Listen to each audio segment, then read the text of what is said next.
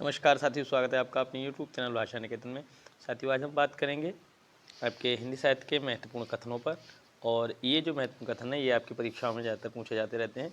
और साथियों, ये सभी जो आपके बिंदु हैं ये आपके UGC net, JRF, PGT, TGT आदि जो भी परीक्षाएँ हैं सभी पूछे जाने वाले बिंदु हैं। तो चलिएगा हम वीडियो शुरू करेंगे। और वीडियो शुरू करने से पहले चाहेंगे आप चैनल पर नए हैं तो प्लीज़ चैनल को सब्सक्राइब करें। तो देखते हैं साथियों, तुलसीदास को हिंदी का धर्मध्वज किसने कहा?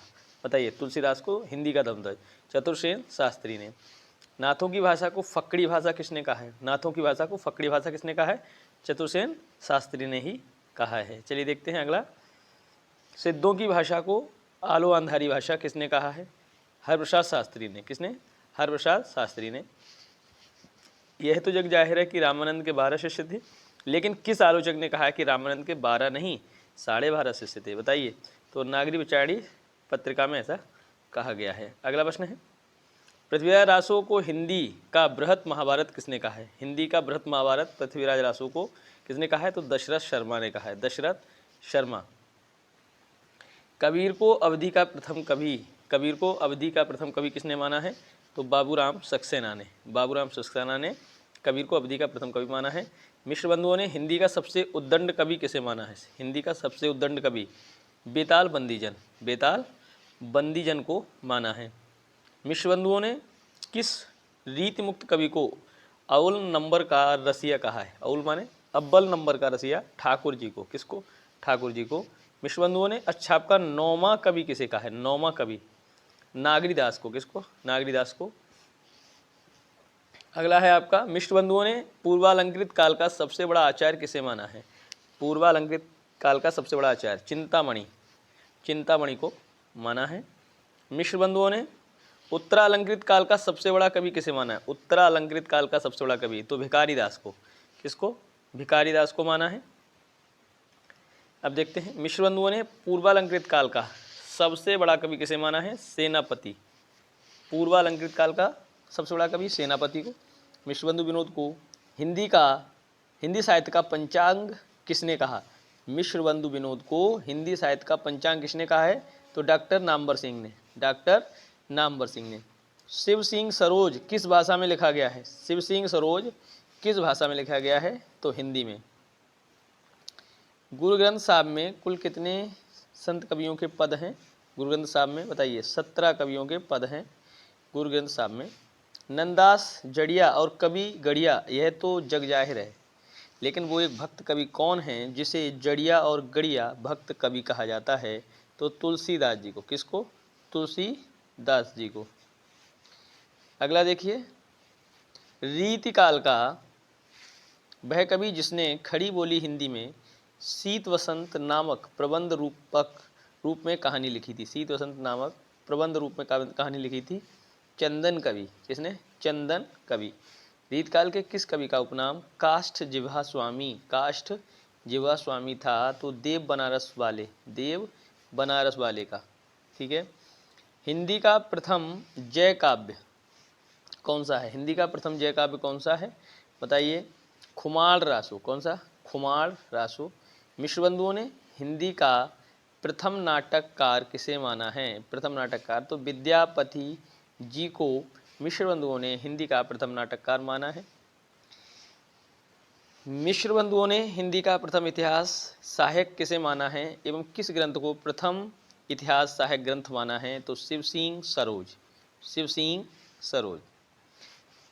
चलिए देखते हैं अगला। कहा जाता है कि सेनापति ने अपने अंतिम समय में क्षेत्र संन्यास ले लिया था। बताइए। क्षेत्र संन्यास ले लिया था, यही क्षेत्र संन्यास का क्या मतलब है? देखिए, क्षेत्र संन्यास का क्या मतलब है साथियों? अपने निवास स्थान से बाहर न निकलना। सेनापति ने वृंदावन से निकलना बंद कर दिया था। मिश्र बंधुओं ने किस कवि को हिंदी का प्राचीन समालोचक माना है? हिंदी का प्राचीन समालोचक मिश्र बंधुओं ने हिंदी का किसे माना है? तो भिखारीदास जी को। भिखारीदास जी को। मिश्र बंधुओं ने हिंदी का चासर किसे कहा है? मिश्र बंधुओं ने हिंदी का चासर तो चंद्रवरदाई जी को। चंद्रवरदाई जी को कहा है।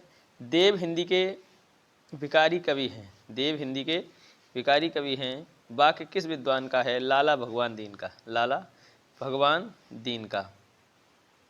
बिहारी सतसई को आजम शाही किसने कहा था और क्यों कहा था? बिहारी सतसई को आजम शाही किसने कहा था और क्यों कहा था, बताइए। तो मिश्र बंधुओं ने कहा था। और आज बिहारी सतसई दोहों का जो क्रम मिलता है, दोहों का जो क्रम है, उसके कारण वो सर्वप्रथम आजम शाह ने करवाया, इसलिए इसको आजम शाही कहा। पल्लव को छायावाद का घोषणा पत्र किसने कहा? पल्लव को छायावाद का घोषणा पत्र रामधारी सिंह दिनकर जी ने पल्लव जो आपकी कविता है वो आपकी, उसको छायावाद का घोषणा पत्र कहा। अगला है, निराला को छंदों का राजा किसने कहा? निराला को छंदों का राजा किसने कहा है, बताइएगा। तो डॉक्टर नामवर सिंह जी ने निराला को छंदों का राजा कहा है। बिहारी की कविता सतसई को हिंदी का श्रृंगार किसने कहा है? बिहारी की कविता सतसई को हिंदी का श्रृंगार किसने कहा है? तो आचार्य रामचंद्र शुक्ल जी ने कहा है। बिहारी को भाषा का पंडित किसने कहा है? बिहारी को भाषा का पंडित विश्वनाथ प्रसाद मिश्र जी ने बिहारी को भाषा का पंडित कहा है। मिश्र बंधुओं ने हिंदी का सर्वश्रेष्ठ वर्तमान गद्य लेखक किसे माना है? मिश्र बंधुओं ने हिंदी का सर्वश्रेष्ठ वर्तमान गद्य लेखक किसे माना है? आचार्य चतुर्सेन शास्त्री जी। अगला देखिए, अगला है, रामकुमार वर्मा रचित हिंदी साहित्य का आलोचनात्मक इतिहास ग्रंथ को किसने हिंदी साहित्य का एक रिसर्च वर्क डॉक्टरेट के लिए लिखा गया एक थीसिस कहा? मिश्र बंधुओं ने। किसने कहा है? मिश्र बंधुओं ने। कृष्ण काव्यधारा में स्वच्छंद काव्यधारा के प्रवर्तक कवि कौन है? कृष्ण काव्यधारा में स्वच्छंद काव्यधारा रसखान है। कौन है? रसखान। कबीर का वह शिष्य कौन था जो बीजक को लेकर भाग गया था? भगवान दास। कौन? भगवान दास। किस विद्वान ने सूर के ग्रंथ सूरसारावली को एक बृहद होली गीत कहा है? किस विद्वान ने सूर के ग्रंथ सूरसारावली को एक बृहद होली गीत कहा है? तो मुंशी राम शर्मा। तो साथियों, ये हमारे महत्वपूर्ण कुछ कथन थे और आशा है कि ये जरूर आपको लाभान्वित करेंगे। तो वीडियो पसंद आए तो लाइक करें, शेयर करें और चैनल को सब्सक्राइब जरूर करें। तो साथियों, फिर मिलेंगे अगले वीडियो में, तब तक के लिए नमस्कार, धन्यवाद।